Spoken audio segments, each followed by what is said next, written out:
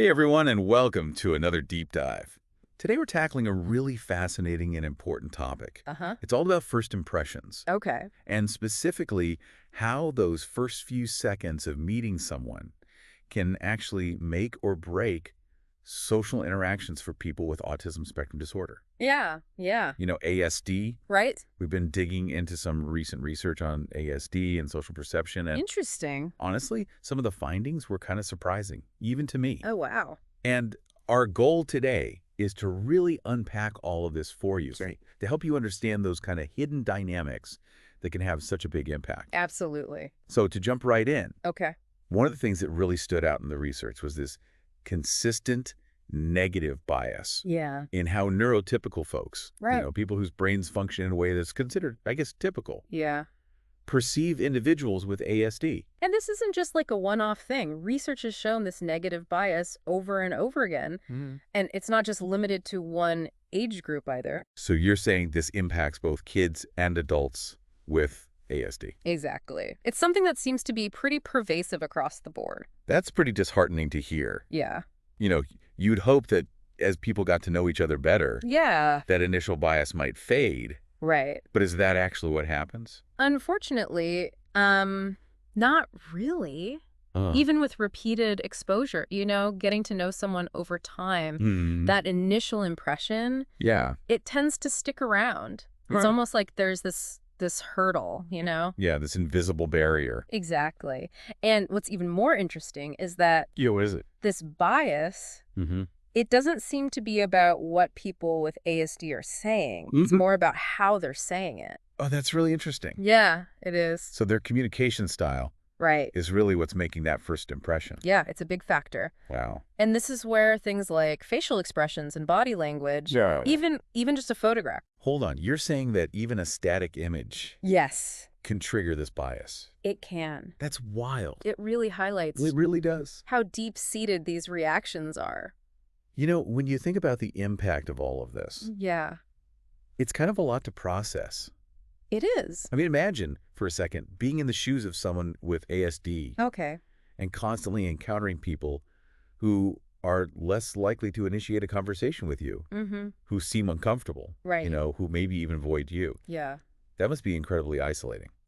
it is. And unfortunately, that's the reality for a lot of individuals with ASD. Those negative first impressions, they really do lead to fewer opportunities for connection. Fewer chances to just have those everyday interactions that most of us take for granted. Exactly. It's heartbreaking. Yeah. So we're seeing this clear pattern of negative bias Yeah. and a real impact on people's lives. But what is it specifically about the communication style of people with ASD that's causing this reaction? Well, that's where things get a bit more complicated. There's no single easy answer. Oh, It's really a combination of factors. okay. Things like atypical prosody, which refers to the rhythm and intonation of speech. Okay. So how someone's voice rises and falls as they speak. Yeah. Differences in facial expressions, maybe not making eye contact in the same way. Body posture, even things like grooming habits. So it's a whole range of things. Exactly. And I guess it's important to remember that we're not just talking about challenges that a person with ASD might be experiencing. Right. We're also talking about how other people are perceiving and reacting to those differences. It's crucial to recognize that social interaction is a two-way street. Yeah, I like that. Two-way street. Because it really makes you rethink that traditional approach of solely focusing on improving social skills in individuals with ASD. Right. Like, it's not enough to just say, hey, you need to act more neurotypical. Exactly. We need to go beyond that. Absolutely. So what are we suggesting? Well, while developing social skills is definitely important for individuals with ASD, Sure. we can't stop there. We need to educate neurotypical folks about ASD and about those unconscious biases. It's funny. I was reading an article the other day about how Yeah, our brains are kind of wired to categorize things absolutely. and make quick judgments. Right. And it's not necessarily a bad thing. It's a survival mechanism. Right. Like back in the day, we needed to quickly assess if something was a threat or not. Exactly. But those same mechanisms can lead to prejudice and bias. Unfortunately, yeah. So I guess what you're saying is we need to be more aware of those automatic reactions We do. and challenge them. Right. And imagine a world where we celebrate, different communication styles Okay. rather than trying to force everyone into the same mold. I love that idea.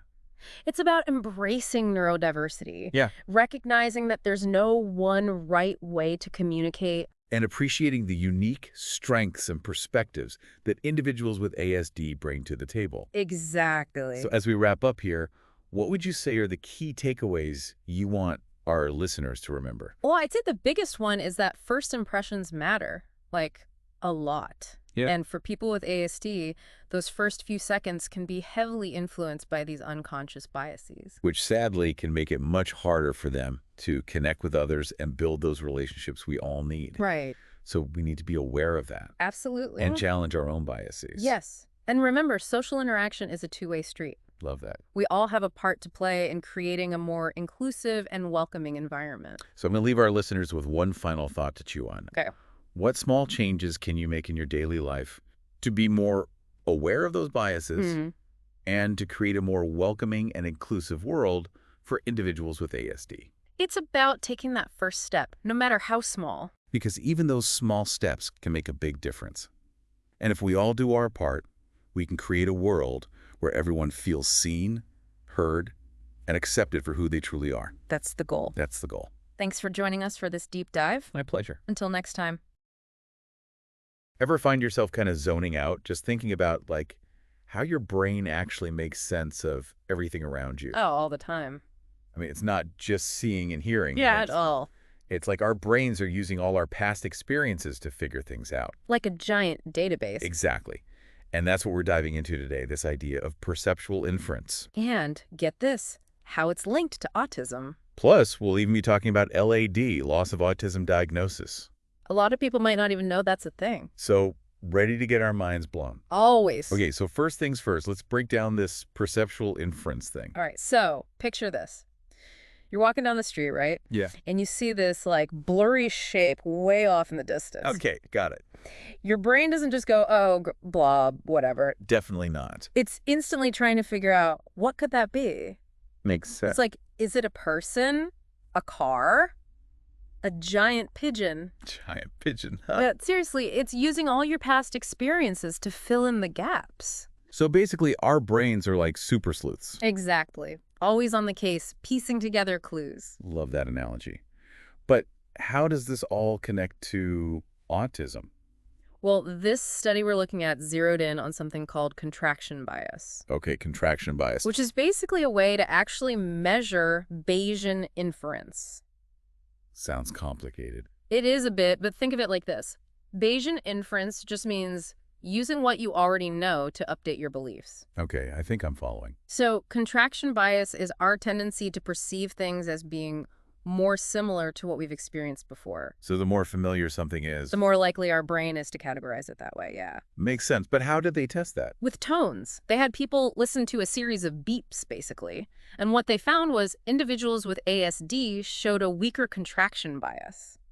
So their perception wasn't as influenced by those earlier tones. Exactly. Their brains weren't making the same predictions based on the pattern. Interesting. Did they test anyone else? They did. They also tested a group of individuals with LAD. LAD, remind me what that stands for again? Loss of autism diagnosis. Meaning they used to meet the criteria for autism, but they don't anymore. Wow, okay. So how do they do on the tests? This is the really cool part. This LAD group, they actually showed a contraction bias similar to neurotypical folks. No way. So that their perception, it's like it normalized. You could say that. And that leads researchers to think this difference in perception, it might be tied to core autism symptoms. How so? Well, think about it. Individuals with LAD have shown big improvements in social communication, repetitive behaviors. Right. They no longer meet the criteria. Exactly. So maybe their perceptual inference abilities, they've shifted too. It's like if your brain isn't always overwhelmed by sensory stuff. It has more bandwidth to make predictions, make those connections. I get it, but why is this research so important? Why should anyone care about this? Because if we can truly understand these processes, it could open up a whole new world of support for people with ASD. Like what kind of support? Well, imagine therapies designed to help people with ASD get better at making predictions, especially in social situations. Oh, that's a great idea. Or tools that help filter out sensory overload, give their brains more room to breathe. So many possibilities. This is exciting stuff. It really is. It changes how we think about support and even what's possible. Absolutely. But before we get too ahead of ourselves, Right. let's back up to LAD for a sec. What exactly is it? What do we know? So LAD is pretty new in research. It describes people who, like I said, used to meet the autism criteria, but now they don't. Okay, so it's not as simple as you have it or you don't. Not at all. Right. We're still learning how common LAD is, what causes it. It must challenge a lot of what we thought about autism. Big time. It suggests that for some people, autism can change a lot over time. It isn't always this fixed thing. Wow, that's a huge takeaway. For sure. It highlights how dynamic our brains are, how personalized support needs to be. Absolutely. And this whole perceptual inference thing really Wow. brings that home. It's not just about seeing or hearing. It's about how our brains use everything we've learned to make sense of it all. And this research, it opens up so many new ways to explore how we experience the world, all those different ways of interacting. It's Exactly. amazing, really. We started with just some beeps and tones, And suddenly we're looking at a whole new understanding of the brain. how it adapts, how it changes. Fascinating. That's the best part of science, isn't it? Always challenging us, making us think differently. Totally. And that's what we love to do here. So for all our listeners out there, we're leaving you with some big questions. What does this tell us about the very nature of autism? Could focusing on perceptual inference lead to breakthroughs in therapy? Think about it. Until next time.